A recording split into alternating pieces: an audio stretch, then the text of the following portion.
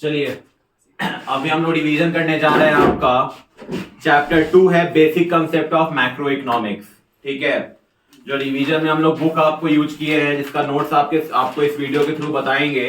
वो वीडियो आप नोट्स आपका जो है संदीप करके बुक के अकॉर्डिंग आपको है और एनसीईआरटी को भी कवर अप किया हुआ है।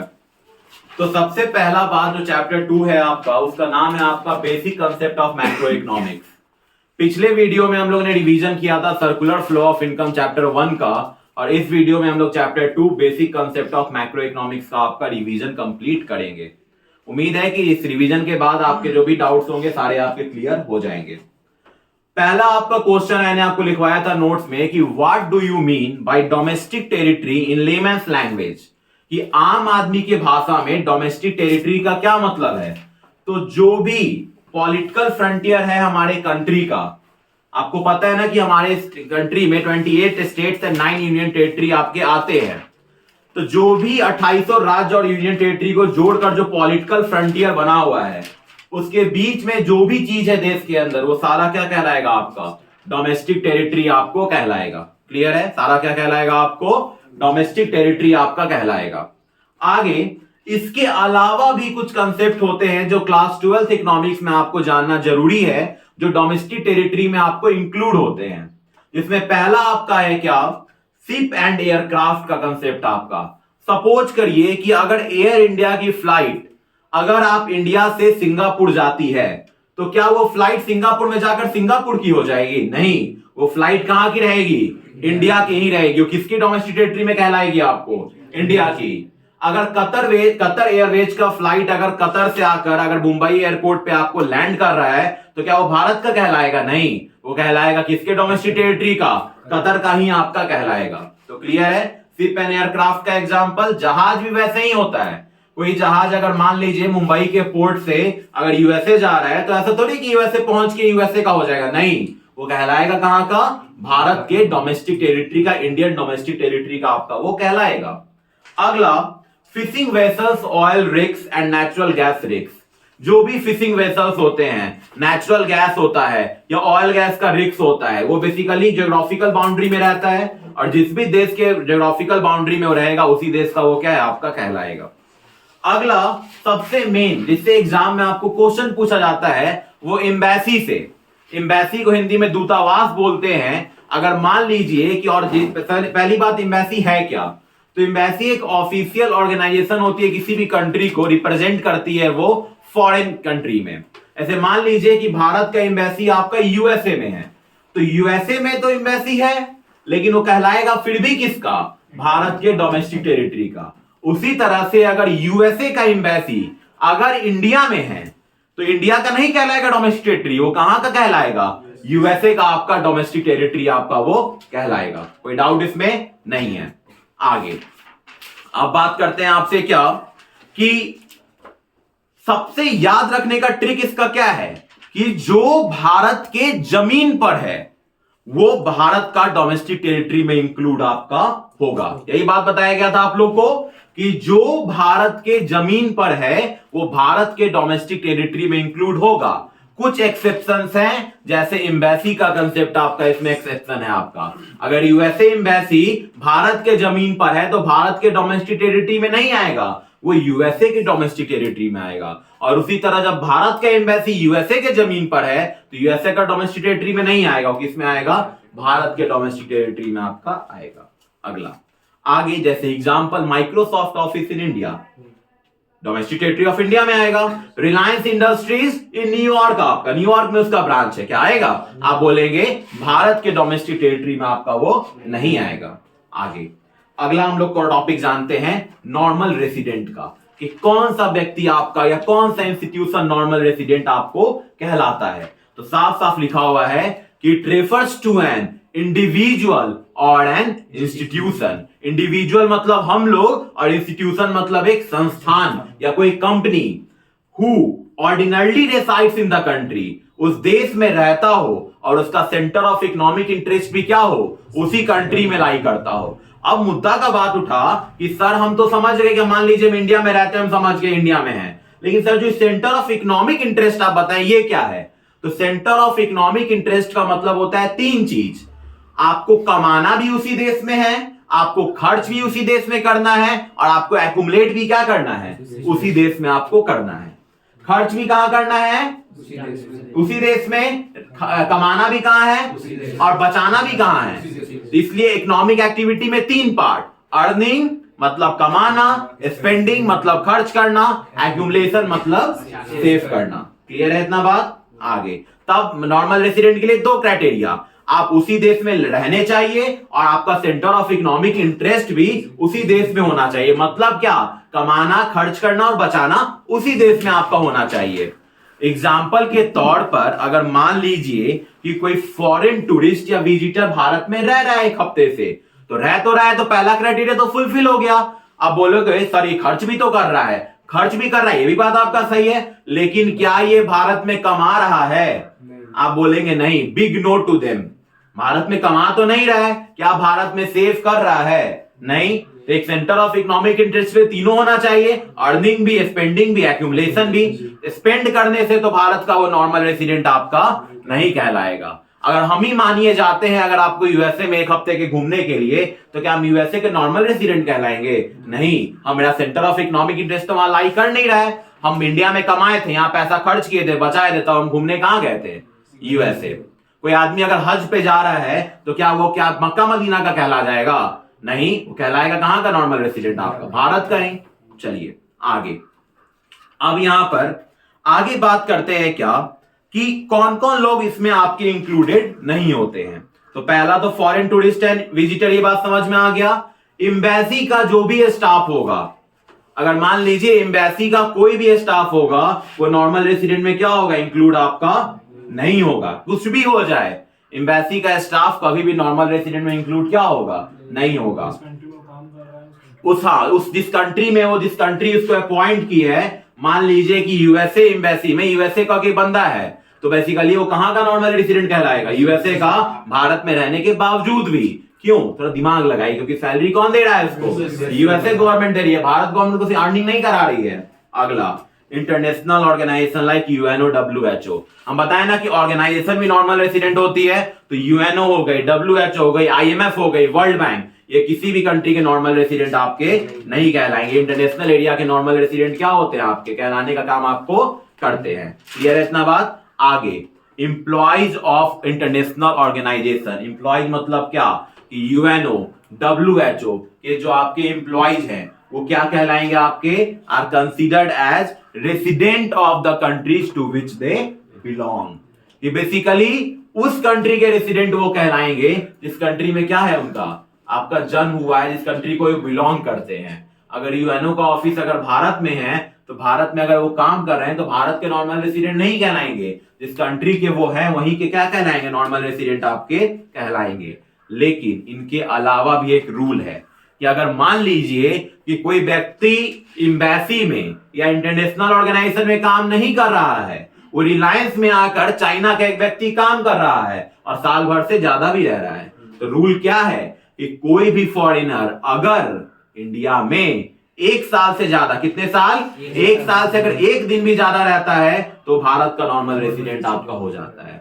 ये रूल लगता है किसको छोड़कर, एम्बेसी और इंटरनेशनल ऑर्गेनाइजेशंस को छोड़कर, कि कोई भी फॉरेन टूरिस्ट अगर इंडिया में 1 साल से ज्यादा अगर रहता है, तो भारत का नॉर्मल रेसिडेंट आपको कहलाना शुरू कर देता है। कोई डाउट इसमें नहीं है। अगला टॉपिक है सिटीजनशिप और रेसिडेंटशिप, दोनों में क्या अंतर है। तो सबसे पहला बात कि सिटीजनशिप एक लीगल कंसेप्ट है, जो पर्सन के क्या कहते हैं, based on the birth of the person, कि जिस जगह पे उसकी जन्म हुआ है वही क्या कहलाएगा, वहां का वो सिटीजन ऑटोमेटिकली आपका बन जाएगा। लेकिन रेसिडेंटशिप क्या है, आपका एक इकोनॉमिक कंसेप्ट है, कि जहां वो इकोनॉमिक एक्टिविटीज को परफॉर्म करेगा, वो रेसिडेंटशिप वहां का कहलाएगा। तो एक टाइम पे एक आदमी एक जगह का सिटीजन भी हो सकता है और दूसरे जगह का रेसिडेंट भी हो सकता है। अगर मान लीजिए कि अगर कोई अमेरिका वाला आकर भारत में रिलायंस में काम कर रहा है, तो सिटीजन तो अमेरिका का है, लो भारत में 1 साल से ज्यादा काम कर रहा है, तो रेसिडेंट कहां का कहलाएगा, नॉर्मल रेसिडेंट वो भारत का आपका कहलाएगा। क्लियर है इतना बात आपका, कोई दिक्कत इसमें नहीं है। अब आगे, अब हम आपसे बात करते हैं 2 तरह का इनकम, एक होता है फैक्टर और एक होता है ट्रांसफर। फैक्टर इनकम कब मिलता है? जब हम प्रोडक्टिव सर्विसेज देते हैं तो उसके बदले में क्या मिलता है हमको? Factor income. जैसे आपको पता है ना 4 फैक्टर्स ऑफ प्रोडक्शन है, 4 फैक्टर सर्विसेज है। पहला लैंड, दूसरा लेबर, तीसरा कैपिटल, चौथा इंटरप्राइजेज। तो लैंड के बदले क्या मिलता है? रेंट। लेबर के बदले क्या मिलता है? वेजेज। कैपिटल के बदले क्या मिलता है? इंटरेस्ट। और इंटरप्राइज के बदले क्या मिलता है? प्रॉफिट आपको मिलता है। क्लियर है इतना बात आपका? और बेसिकली जो आपका फैक्टर इनकम है बाइलैटरल है। बाइलैटरल क्यों? क्योंकि house hold factor services provide करता है फर्म को, और फर्म उसके बदले में फैक्टर पेमेंट किसको प्रोवाइड करती है? हाउस होल्ड को। बाइलैटरल है, दोनों तरफ से काम होता है। ट्रांसफर इनकम, बिना कोई सर्विस दिए आपको पैसा मिल जाना। जैसे आपको आपके घर से पॉकेट मनी मिलता है, आप कोई काम तो नहीं करते हैं, आप बेरोजगार हैं, फिर भी सरकार आपको पैसा दे रही है, अनएम्प्लॉयमेंट अलाउंस दे रही है। प्रोडक्टिव सर्विस तो आप कुछ भी नहीं कर रहे हैं, फिर भी मिल रहा है ना। ये आपका क्या है? ये आपका ट्रांसफर इनकम कहलाएगा। और ट्रांसफर इनकम कैसा कंसेप्ट है आपका? यूनिलैटरल, एक तरफा, कि बस आप सरकार आपको कुछ दे रही है, बदले में आप कुछ भी क्या हो रहा है उसको नहीं दे रहे हैं। ठीक है, वन साइडेड कंसेप्ट के भी नाम से इसको आपको जाना जाता है। अगला topic, final good, intermediate good. हम बताए थे फाइनल गुड और इंटरमीडिएट गुड पहचानने का तरीका क्या है?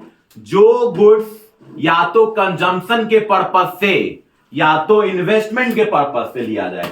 फाइनल गुड जैसे ही दिमाग में आएगा, दो बात, कंजम्पशन और दूसरा इन्वेस्टमेंट। कि जो गुड्स कंजम्पशन या फिर इन्वेस्टमेंट के पर्पस से लिया जाए वो बेसिकली कैसा गुड है आपका?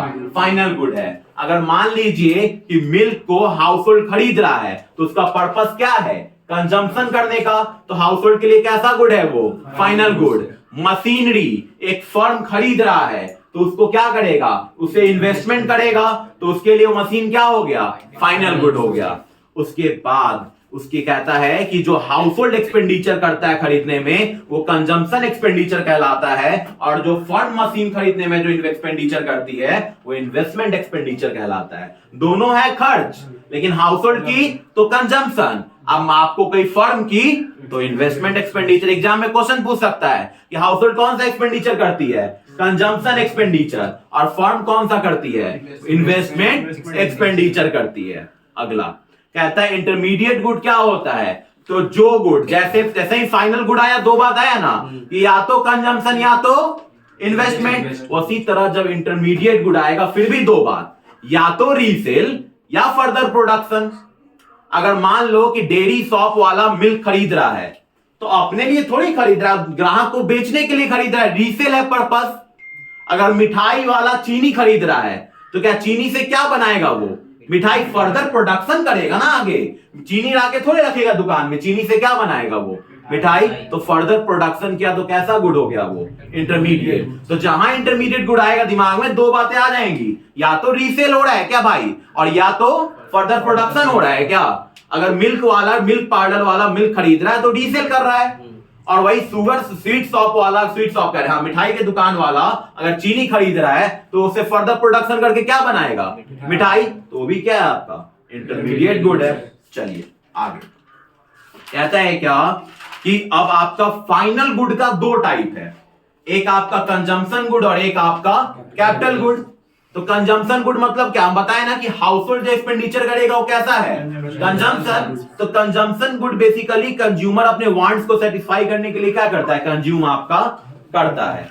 जैसे भूख लगी है, खाना खा लिया, प्यास लगी है, पानी पी लिया, आपको मन नहीं लग रहा है, टीवी देख लिया। जो खर्च कर रहा है ये सारा कंजम्पशन कर रहा है अपने वांट्स को क्या करने के लिए?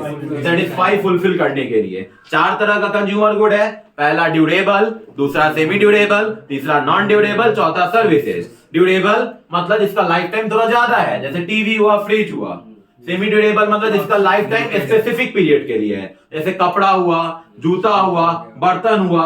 और नॉन ड्यूरेबल जिसका लाइफ टाइम बिल्कुल नहीं है, जैसे दूध एक दिन बाद खराब, फल, सब्जी, ब्रेड, ये सब नॉन ड्यूरेबल। और सर्विसेज क्या हो गए? टीचर्स के सर्विसेज, उसको भी डायरेक्टली कंज्यूमर आपको कंज्यूम कर रहा है, ठीक है। डॉक्टर्स के सर्विसेज को कंज्यूम कर रहा है। और कैपिटल गुड क्या है? कि जो गुड्स दूसरे गुड्स के प्रोडक्शन में क्या करता है। अगर बिस्किट बनाना है तो उसके लिए भी मशीन चाहिए, अगर मोबाइल बनाना है उसके लिए भी क्या चाहिए। तो जो गुड दूसरे गुड के प्रोडक्शन में मदद करता है वो गुड क्या कहलाता है। कैपिटल गुड का डिफिनेशन क्या है कि those goods which help in the production of other goods and services are known as which good are known as capital good. ठीक है, उसके बाद अब यहीं पे हम समझेंगे क्या आपका कि कैपिटल गुड को एक एग्जांपल के थ्रू, जैसे मान लो कार अगर कंज्यूमर खरीदा था कंजम्पशन गुड, ठीक है। उसके बाद अगर वही कार अगर मान लीजिए टैक्सी ड्राइवर खरीदा था कैपिटल गुड, क्योंकि कैपिटल गुड से वो फर्दर क्या करेगा, आपका इन्वेस्टमेंट कर रहा है अपने बिजनेस में। और वही कार अगर कार डीलर खरीदा था इंटरमीडिएट गुड, मतलब सेम प्रोडक्ट अलग अलग आदमी खरीद रहा है, अलग अलग नाम हो गया। अगर हाउस होल्ड खरीद रहा है कंज्यूमर गुड, अगर मान लीजिए कोई बिजनेसमैन खरीद रहा है अपने बिजनेस में करने के लिए तो कैपिटल गुड, अगर टैक्सी ड्राइवर खरीद रहा है तो आपका वो नहीं, सॉरी उल्टा बोले आपका कि टैक्सी ड्राइवर अगर खरीद रहा है तो बेसिकली कैसा है आपका कैपिटल गुड है, और एक कार डीलर वाला खरीद रहा है तब वो क्या आपका इंटरमीडिएट गुड है। ठीक है, आगे इन्वेस्टमेंट क्या होता है। इन्वेस्टमेंट का एक और नाम है क्या, कैपिटल फॉर्मेशन, कि आपको जब कैपिटल स्टॉक में एडिशन करते हैं, इन्वेस्टमेंट को याद रखना कि जब कैपिटल स्टॉक में क्या करते हो, एडिशन करते हो, तब वो क्या कहलाता है आपका इन्वेस्टमेंट। जैसे बिल्डिंग कंस्ट्रक्ट किए, मशीनरी खरीदे, इन्वेस्टमेंट दो तरीके का, ग्रॉस और किसमें डिप्रिसिएशन का वैल्यू जुड़ा होता है, किसमें घटाया जाता है, नेट में। एग्जांपल बताए है ना कि अगर आज एक फोन हम 25,000 में खरीदेंगे 25,000 में, तो उसका वैल्यू क्या कहलाएगा, ग्रॉस। 2 साल बाद उस फोन का वैल्यू हो गया 10,000, वो वैल्यू क्या कहला रहा है, आखिर किस चीज का दाम घट गया, डिप्रिसिएशन का। और डिप्रिसिएशन क्या होता है कि जब एसेट के वैल्यू में कमी आती है, कौन सा एसेट, फिक्स एसेट के वैल्यू में। क्या क्या कारण है, 3 कारण। पहला normal wear and tear, use करने की वजह से वैल्यू कम हो गया। दूसरा पैसेज ऑफ समय बीतने के साथ वैल्यू कम हो गया। तीसरा एक्सपेक्टेड ऑब्सोलेंस, आपका कि टेक्नोलॉजी में मान लीजिए चेंज आ गया, एक्सपेक्टेड है कि वो खत्म आपका क्या है, हो ही जाएगा। तो डिप्रिसिएशन में प्रोविजन हम किसके लिए बनाते हैं, एक्सपेक्टेड ऑब्सोलेंस के लिए। और किसके लिए प्रोविजन नहीं बनाते हैं, अब ये अनएक्सपेक्टेड ऑब्सोलेंस क्या है, भूकंप आ गया मेरा कंपनी बर्बाद हो गया, हम तो ये सोचे नहीं थे, अनएक्सपेक्टेड हो गया, तो मेरा कैसा लॉस हुआ, कैपिटल लॉस। प्रोडक्शन प्रोसेस को कौन हैम्पर करता है, डिप्रिसिएशन की capital loss. Depreciation production process को हैम्पर, हम डिप्रिसिएशन रिजर्व फंड किसके लिए बनाते हैं, डिप्रिसिएशन के लिए, कैपिटल लॉस के लिए कोई आपका रिजर्व फंड नहीं बनता है। अगला आपका बात करते हैं क्या आपसे हम इनडायरेक्ट टैक्स और सब्सिडी के बारे में, कि इनडायरेक्ट टैक्स और सब्सिडी क्या है। तो इनडायरेक्ट टैक्स कौन इंपोज करता है हमारे ऊपर, किस चीज पर, आपके इनकम पे, क्या नहीं, इनकम पे होगा वो तो डायरेक्ट टैक्स, जो प्रॉपर्टी पे होगा डायरेक्ट टैक्स, जो वेल्थ पे होगा वो डायरेक्ट टैक्स। लेकिन जो taxes government goods and services पे इंपोज करती हैं वो इनडायरेक्ट टैक्स कहलाता है। और इनडायरेक्ट टैक्स का बर्डन आप दूसरे के ऊपर शिफ्ट क्या कर सकते हैं, आप कर सकते हैं शिफ्ट। डायरेक्ट टैक्स में अगर आपके इनकम पे टैक्स लगा तो आप ही को देना होगा, लेकिन इनडायरेक्ट टैक्स में पहले टैक्स लगा मैन्युफैक्चरर पे, फिर लगा होलसेलर पे, फिर रिटेलर, फिर कंज्यूमर पे। तो अल्टीमेट बियर कौन कर रहा है टैक्स को, कंज्यूमर। तो टैक्स पास हो रहा है ना, बर्डन पास हो रहा है, तो इनडायरेक्ट टैक्स का बर्डन हम दूसरे के ऊपर शिफ्ट आपको कर सकते हैं। सब्सिडी क्या है, सब्सिडी बेसिकली फाइनेंशियल असिस्टेंस है, जो कौन देती है, कैसे इस एग्जांपल के थ्रू समझेंगे कि मान लीजिए कि सरकार अभी सोलर पैनल लगाने के लिए सब्सिडी दे रही है आपके घर के छत के ऊपर। सोलर पैनल का कॉस्टिंग 3 लाख, उसके बाद सरकार सब्सिडी कितना दे रही है, 1,80,000, तो खुद को कितना देना पड़ेगा, मात्र 1,20,000। तो 1,80,000 का मदद कौन किया, असिस्टेंस कौन दिया, फाइनेंशियल, गवर्नमेंट। यही क्या कहलाता है, सब्सिडी। और यही जब इनडायरेक्ट टैक्स में से सब्सिडी माइनस कर देते हैं तो क्या निकल कर आता है, नेट इनडायरेक्ट टैक्स आपको निकल कर आता है। उसके बाद नेट इनडायरेक्ट टैक्स का काम क्या है भाई, तो 2 तरह का आपका कॉस्टिंग होगा, एक फैक्टर कॉस्ट और एक मार्केट प्राइस। फैक्टर कॉस्ट वो कॉस्ट है जो बेसिकली आपका प्रोडक्शन होने के बाद आपका लगता है। जैसे हम सारे मान लीजिए एक बिस्किट बनाए, उस बिस्किट का दाम आपका 500 रुपीज है, तो बिस्किट का दाम बनाकर जब 500 तो मेरा फैक्टर कॉस्ट हुआ। अब इसके ऊपर कौन सा टैक्स लगेगा, इनडायरेक्ट टैक्स 10% गवर्नमेंट टैक्स लगाई, तो बिस्किट का दाम अब कितना हो गया? 500 का 10% कितना? 50 रुपया, तो 550 रुपीज हो गया। तो फैक्टर कॉस्ट कितना हो गया? 500। और जो 550 आया ये बेसिकली क्या है? आपका मार्केट प्राइस है। लेकिन इसमें भी गवर्नमेंट आपको 10 रुपया सब्सिडी दे दी, तो नेट कितना हो गया प्राइस? 540। तो ये 540 क्या कहलाया? Market price. कि फैक्टर कॉस्ट जो होता है वो मैन्युफैक्चरर का कॉस्ट है, इसको बनाने में जितना खर्चा हुआ वो, उसके ऊपर जो टैक्स लग गया वो इनडायरेक्ट टैक्स, और उस पे भी अगर गवर्नमेंट सब्सिडी दे दी तो नेट इनडायरेक्ट टैक्स लगा। और उसको जब हम फैक्टर कॉस्ट में जोड़ देते हैं, मतलब फैक्टर कॉस्ट में जब नेट इनडायरेक्ट टैक्स को क्या कर देते हो? जोड़ देते हो, तो क्या निकल कर आता है? Market price. और जब मार्केट प्राइस में से नेट इनडायरेक्ट टैक्स को घटा देते हो तो क्या निकल कर आ जाता है? Factor cost. और लास्ट टॉपिक क्या है आपका? NFIA, net factor income from abroad. NFIA, Nipah भी इसको शॉर्टकट में हम लोग आपको कहते हैं। इसका बेसिकली आपका दो नीफा का फॉर्मूला क्या होता है? Factor income from abroad minus factor income to abroad. Domestic income तो समझ में आ गया कि जो अपने देश में कमा रहे हो, जो विदेश से कमाओगे उसको भी तो जोड़ना होगा देश का नेशनल इनकम निकालने के लिए। तो मान लीजिए विदेश को हम एक्सपोर्ट किए सामान 500 करोड़ का, तो हमको अगला कितना पैसा भेजेगा? 500 करोड़। तो मेरा ये factor income from abroad FIFA, इसको याद करने का क्या ट्रिक है? फीफा कितना हो गया? 500 करोड़। और हम वहां से इंपोर्ट किए 400 करोड़ का माल यूएसए से, तो हम उसको पेमेंट करेंगे 400 करोड़, तो वो क्या है? मेरा फैक्टर इनकम टू अब्रॉड, मतलब फीटा। तो जब फीफा में से फीटा घटाएंगे, जितना आया 100 और जितना हम भेजे 100, तो 500 में से 400 घटाएंगे तो क्या निकलेगा? नेट निकलेगा। तो वही मेरा net factor income from abroad कितना हो जाएगा? 100 करोड़ आपका हो जाएगा। तो जब डोमेस्टिक इनकम में NFIA को जोड़ देते तो कौन सा इनकम निकलता है? National income. और जब नेशनल इनकम में से NFIA घटा देते हैं तो कौन सा इनकम निकल कर आता है? डोमेस्टिक इनकम निकल कर आपको आता है। ये कंप्लीट आपके चैप्टर 2 का ये समरी वीडियो था, जिसको देखकर आप अपने चैप्टर 2 का रिवीजन आप आसानी से कर सकते हैं। ठीक है।